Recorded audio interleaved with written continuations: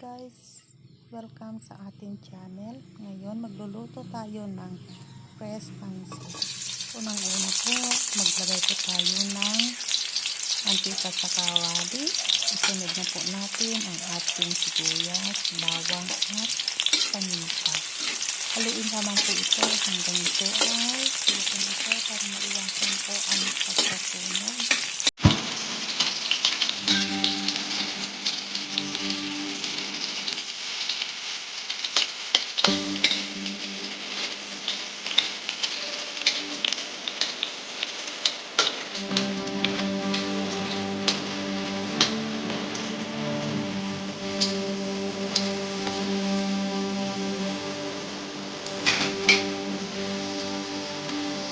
Kapag nag-bento na po ito guys,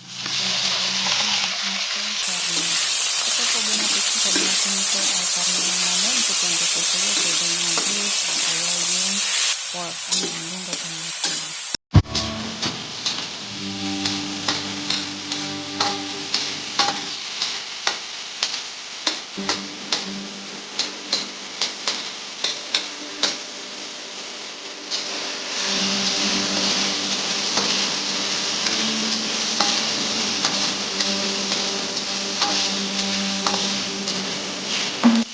Susunod po natin ngayon, maglagay po tayo ng chicken meat. Ang palata po ito.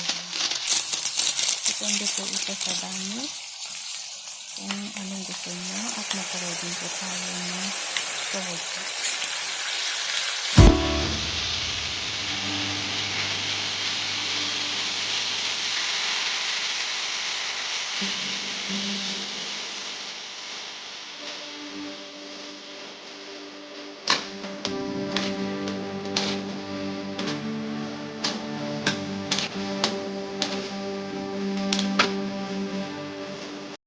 Maglagay rin tayo ng 2 basong tubig para maluto po ang ating chicken meat.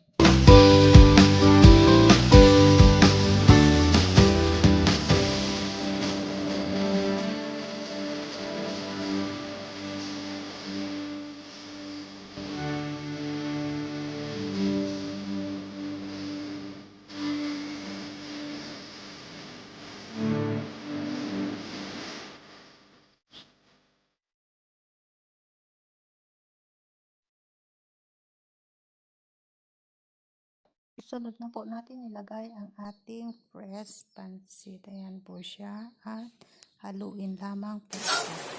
Ito napakadaling luto ito kasi hindi na kailangan sa kailangan ng ito. Pinakadali ito na gawin po siya. Lumambot na ito. Ito masarap. Matagal po. Ayan guys, ilagay na rin natin ang gulay. Ayan, napakadali din lutuin ito. Mga 2 minutes lang ay pwede na itong hanguin guys.